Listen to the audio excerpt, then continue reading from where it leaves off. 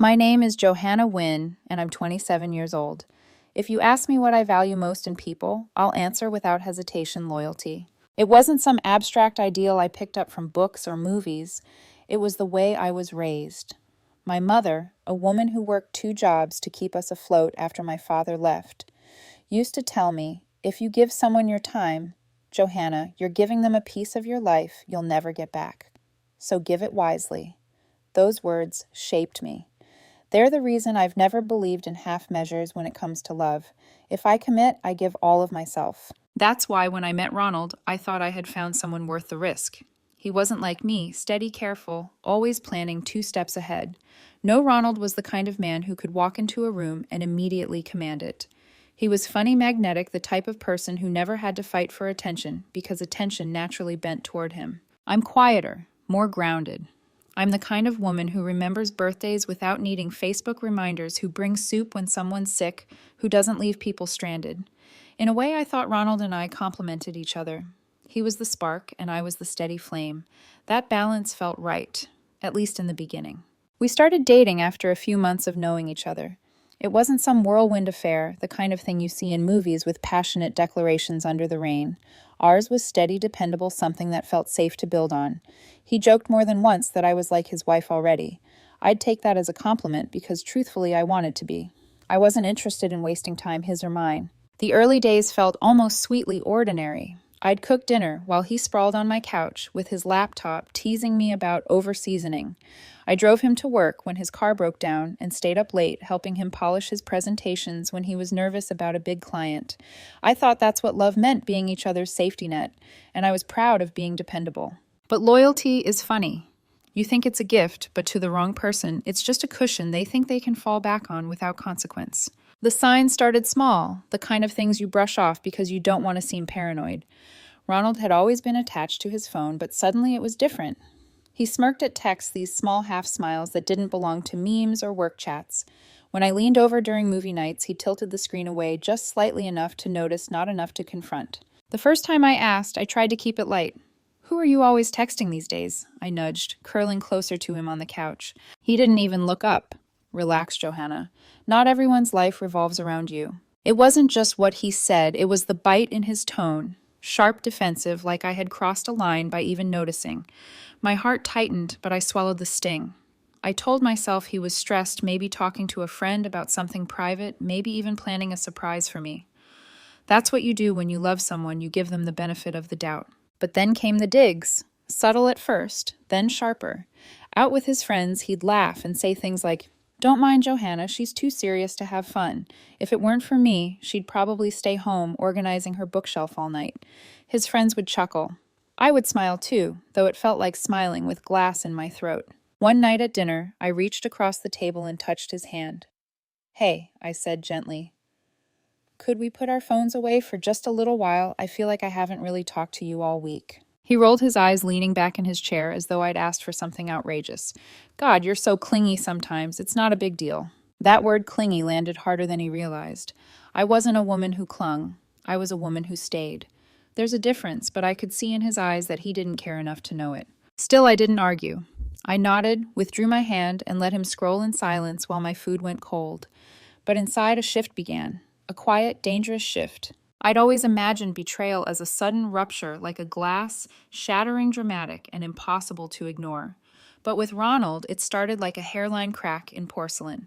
Invisible to most, but once you saw it, you couldn't unsee it. And slowly it widened. The truth was coming. I didn't know it yet, but I was standing on the edge of discovering exactly what I meant to Ronald, and it wasn't what I thought. It happened on a Tuesday. The kind of day that should have been forgettable, ordinary. The kind of day that wouldn't normally carry enough weight to split your life in two. Ronald had been complaining for weeks that the Bluetooth in his car wouldn't sync. "Johanna, you're better at tech stuff than me. Can you fix it?" Every time I try, the stupid thing freezes. So there I was, standing in his apartment holding his phone while he rummaged in the kitchen for snacks. He'd left it unlocked, which wasn't unusual. We trusted each other, or at least I thought we did. I scrolled through the settings trying to pair the device. That's when my eyes caught something by accident. I wasn't snooping. I wasn't searching. My gaze just landed there. His contacts list had popped up briefly, and my name stared back at me. Not just Johanna or Johanna like I might have expected. No. Next to my number, in clear, bold letters, he had saved me as Plan B. I froze. For a second, my brain refused to process it. It felt surreal, like seeing your own name graffitied on a wall you never visited. Plan B, I whispered under my breath. My chest tightened. Ronald returned, just then munching on chips, casual as ever.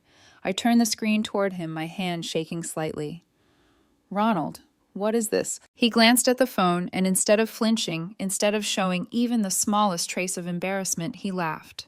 Actually laughed. Oh my God, he said between chuckles. You weren't supposed to see that. I blinked. My voice came out lower, strained. You saved me as Plan B. What the hell does that mean? He shrugged, brushing it off like I'd caught him with a typo. Relax. It's just a joke. A joke.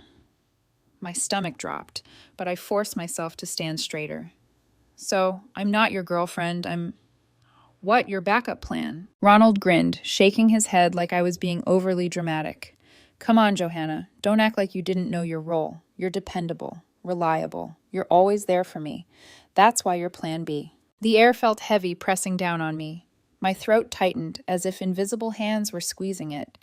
Plan B implies there's a Plan A, I managed. Exactly. He leaned against the counter, arms folded so smug it made my skin crawl. Plan A is, well, let's just say she's a bit more exciting, more spontaneous. But you're the one I can count on. You'll always be around, even if things don't work out with her. He delivered those words with such casual arrogance, like he was explaining the rules of some game I should have already known I was playing. I stared at him, the room tilting slightly, my heartbeat pounding in my ears. Every late-night smirk at his phone, every dismissive eye roll when I asked for his attention, it all crystallized into a single brutal truth. I wasn't his partner. I wasn't his choice. I wasn't even his equal. I was insurance. And the worst part, he thought I'd accept it. He thought being dependable meant I'd stay, no matter how deeply he disrespected me. I can't believe you, I whispered. Ronald snatched his phone back, grinning like he'd just pulled a harmless prank. Don't be so sensitive, Johanna. It's funny. You're overreacting. Overreacting. That word cut deep because it told me everything. He wasn't sorry. He wasn't even concerned. He genuinely believed I had no choice but to laugh along with him. But I didn't laugh. I didn't scream. I didn't throw his phone across the room, even though my hands itched to. Instead, I did something far worse in his eyes. I set the car keys on the counter, picked up my jacket, and walked out the door without another word. Johanna, he called after me, incredulous. Are you seriously leaving over this? Wow, you're dramatic. His voice followed me down the hall, laced with mockery, but I didn't turn back. I didn't slam the door. I didn't cause a scene. I simply left him there, laughing at his own cruelty. And in that silence, I knew something had shifted. On the drive home, my mind replayed every moment with him, but now with a new lens. The teasing in front of his friends, the defensiveness when I asked about his phone, the way he called me clingy for wanting his attention, it all fit neatly into a puzzle I had never wanted to solve. He never saw me as his partner. He saw me as his safety net, his backup plan. I pulled into my driveway, turned off the car, and just sat there in the dark for a long time. My phone buzzed once, Ronald's name flashing on the screen. I didn't pick up. The silence inside my car was deafening, but it was also clarifying. For the first time, I realized I didn't need to fight for an explanation. He had already told me exactly who he was, and the only question left was whether I'd believe him. I stared at my reflection in the rearview mirror, my face pale, my eyes hard.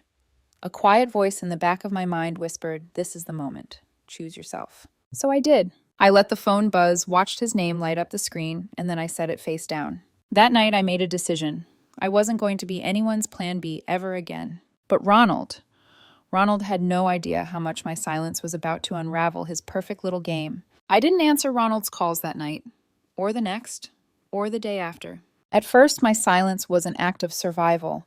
I didn't trust myself not to cry, not to let him twist my words, not to be pulled back into his orbit with the force of his charm. But as the hours passed, then days, I realized something startling silence had power. It was louder than anything I could have said. On the third day, a text finally came through. Ronald.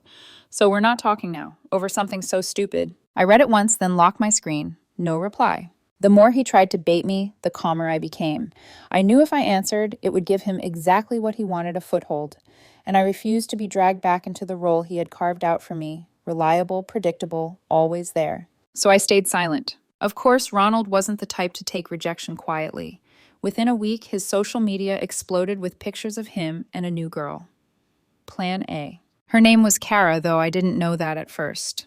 I learned it secondhand through the whispers of mutual friends and the sharp sting of tagged photos that made their way onto my feed. Clinking glasses at bars, late night selfies with captions like upgrade, him kissing her cheek in neon-lit clubs.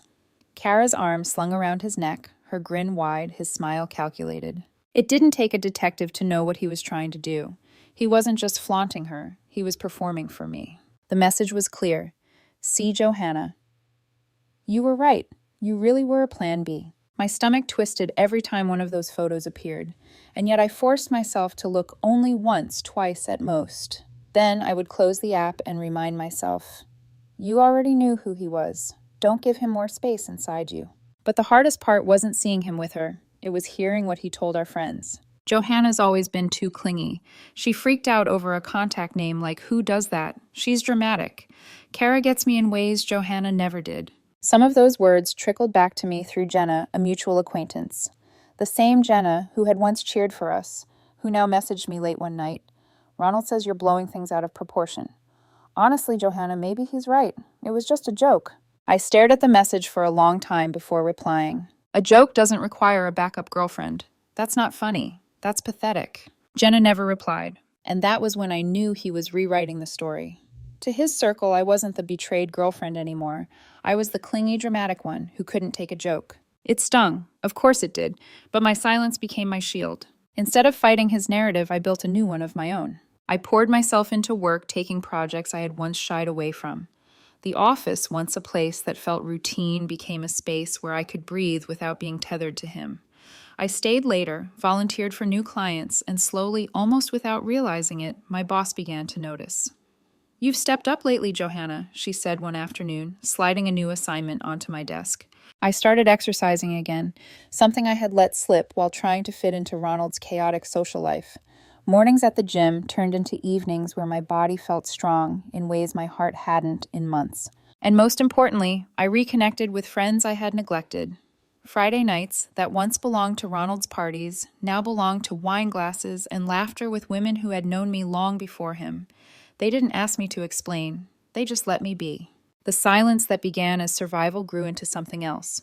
Comfort, strength, freedom. Meanwhile, Ronald's carefully curated show began to falter. At first, his posts with Kara were constant every weekend, every night, sometimes twice a day. But then the frequency slowed.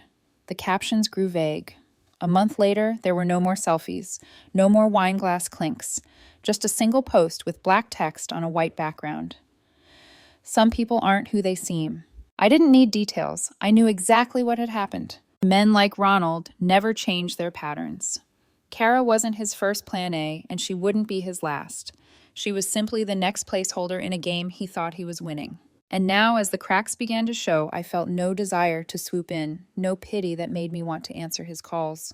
Because while he had been flaunting, I had been healing. One night, lying in bed with my phone on the nightstand, I stared at the ceiling and let the truth settle over me. Ronald wasn't chasing me because he loved me. He was flaunting Kara because he wanted to remind me of my place. He wanted to keep me small, keep me tethered, keep me waiting. But I wasn't waiting anymore. The silence had shifted. It wasn't about him. It was about me. I was starting to realize that the most dangerous thing you can give someone like Ronald isn't anger. It isn't confrontation. It isn't even revenge. It's indifference. And little did I know my indifference was about to unravel him more than any scream or tear ever could.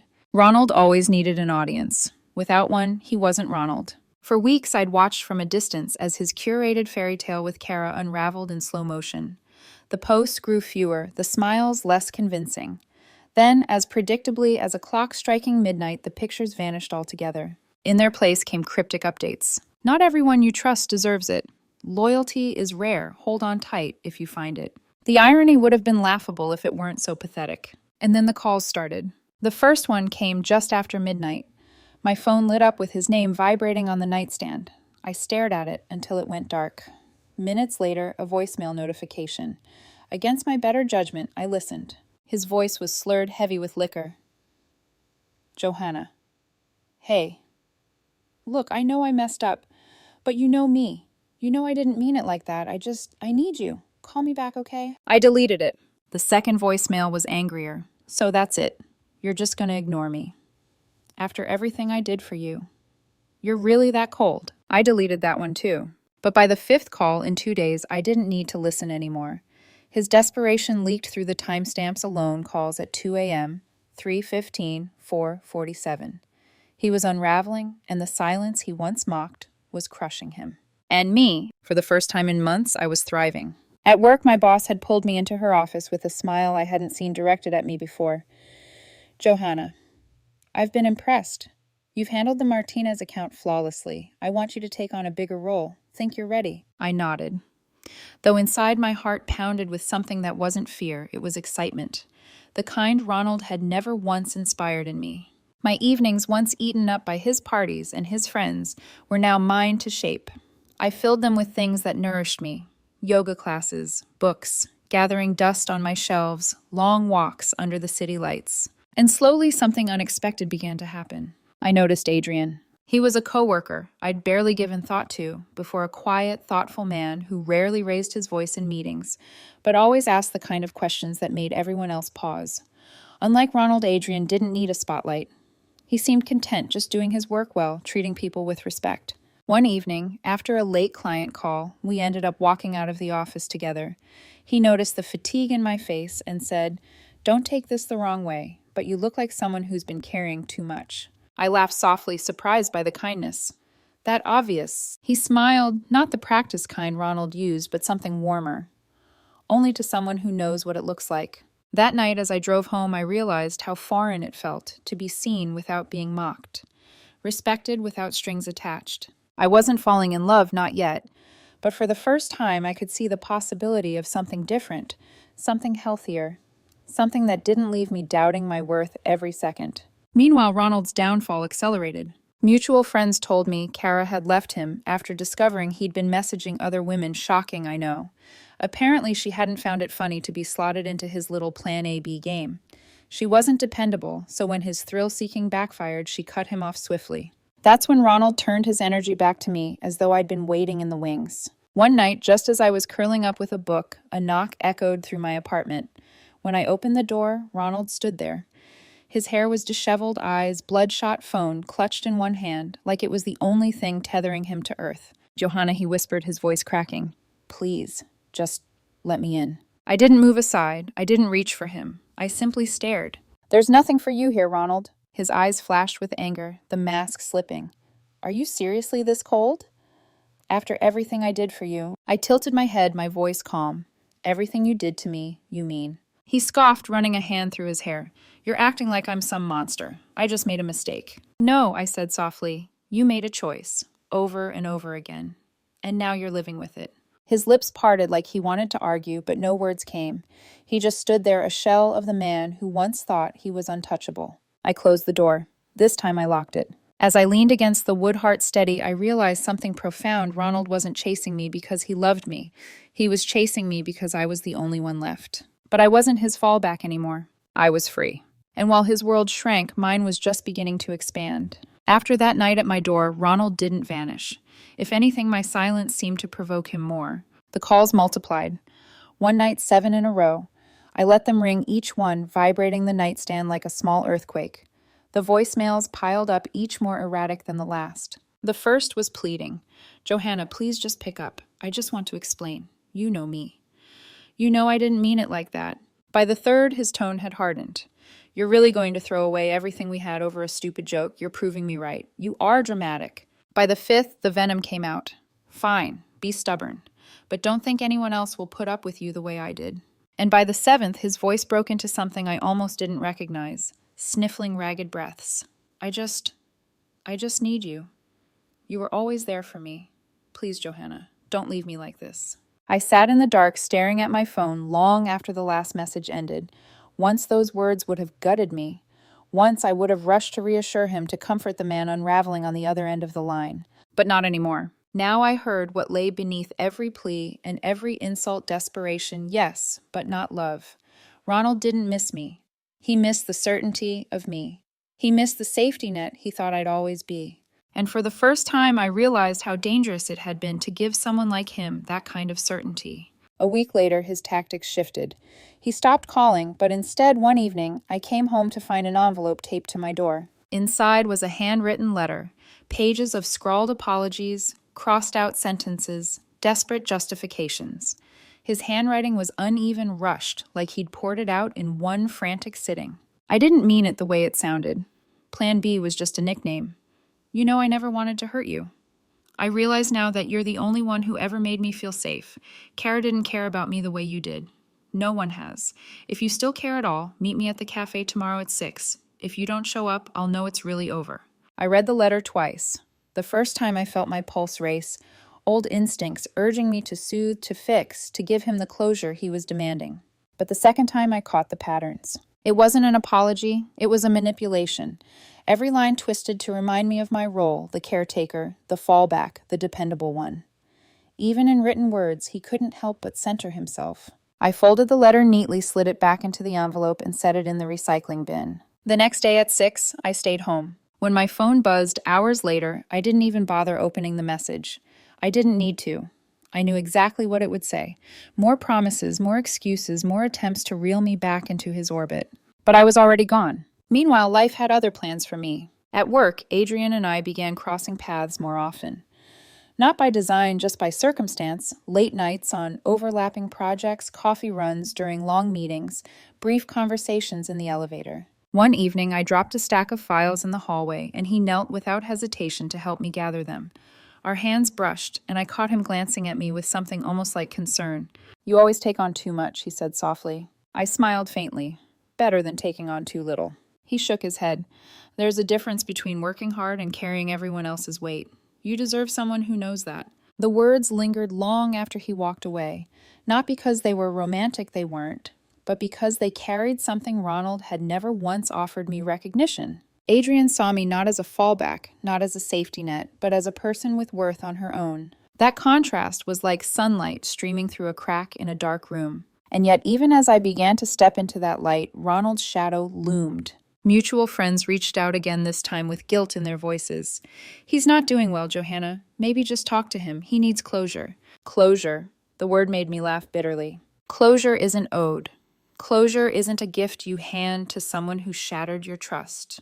Closure is something you build yourself brick by brick until the wall between you and the past stands tall enough that nothing can climb over. Ronald wanted me to give him closure because he couldn't create it on his own.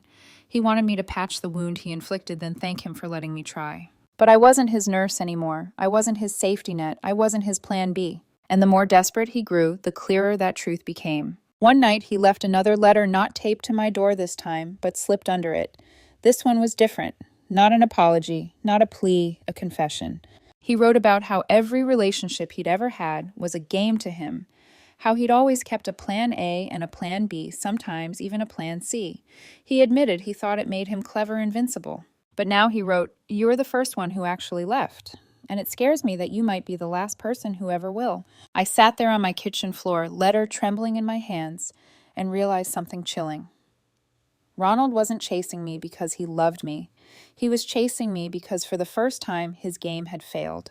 And that failure was eating him alive. I folded the letter carefully, placed it back in the envelope, and tucked it into a drawer, not to keep, but as a reminder. A reminder of the line I had crossed, the one that separated who I had been from who I was becoming. Because Ronald's confessions weren't my burden anymore. They were his. I didn't answer Ronald's letters. I didn't call him back. I didn't give him the conversation he craved. And with every day of silence, I felt something inside me grow steadier, stronger. He wanted closure, but closure wasn't mine to give. It wasn't some neat bow I could tie on a broken box and hand back to him. Closure was his responsibility. Mine was to keep walking forward. So that's what I did. At first, it was strange living without the constant noise of him. I hadn't realized how much space he had occupied in my head until the silence left room for other things. The mornings weren't heavy anymore. I no longer jolted awake to buzzing phones at midnight. My apartment felt different, like it belonged to me again. And into that quiet, new things began to grow. Adrian was one of them. We never rushed it, never forced it. It wasn't some dramatic rebound or a desperate attempt to prove something. It was slow, almost imperceptible, like spring thawing into bloom. One evening after we'd wrapped a late project, he offered me a ride home. I almost refused out of habit, too used to carrying everything alone. But when I saw the genuine ease in his eyes, I said yes. The drive was quiet, comfortable. No loud music, no interruptions from a buzzing phone, no need to fill the silence with empty chatter. Just the soft hum of the engine and the occasional glance between us. When he dropped me off, I hesitated, then said, "Adrian, why are you always so kind to me?" He shrugged lightly like it was obvious. "Because you deserve it." That night, lying in bed, I realized how starved I'd been for something that simple. Respect, consideration.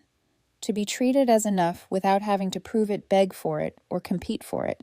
It wasn't love, not yet, but it was a seed, and it was enough. Meanwhile, Ronald's spiral continued. I didn't follow him online anymore, but mutual friends whispered updates, their voices tinged with discomfort.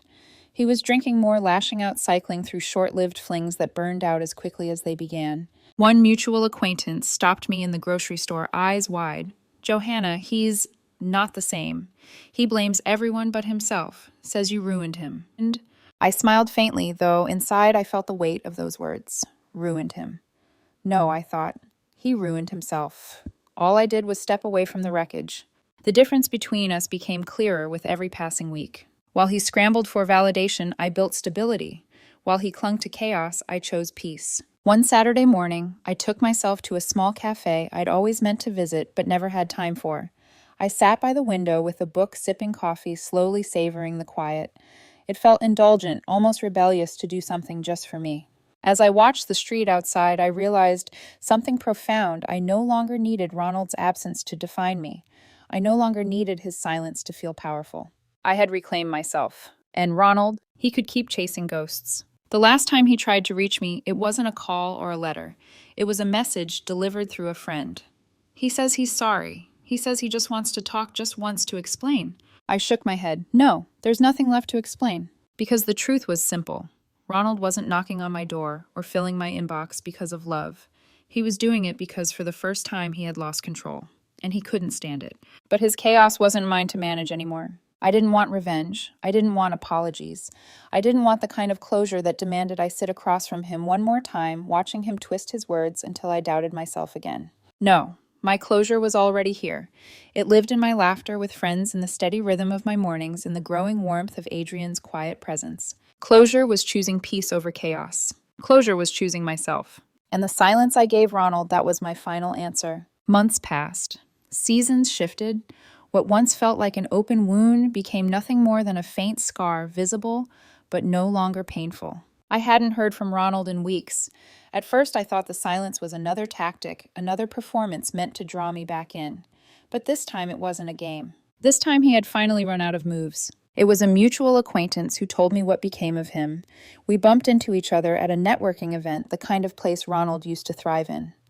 Over wine glasses and polite chatter, the friend leaned closer and said, "Have you heard about him?" I shook my head. "He's not doing well. Kara wants nothing to do with him. The others too. He's burned bridges everywhere. He sits at the same bar most nights, bitter, telling anyone who'll listen that people are ungrateful, that women don't understand loyalty." The words landed with a strange mixture of sadness and relief. Sadness because it didn't have to be this way. Relief because I had finally escaped being dragged down into his spiral. I pictured him there, hunched over a glass, blaming the world, still convinced he was the victim of his own schemes. A man who once thought he was untouchable, now stranded in the ruins of the games he played. And me, I wasn't stranded. I had built something steady, something that felt real. Work flourished. My friendships deepened.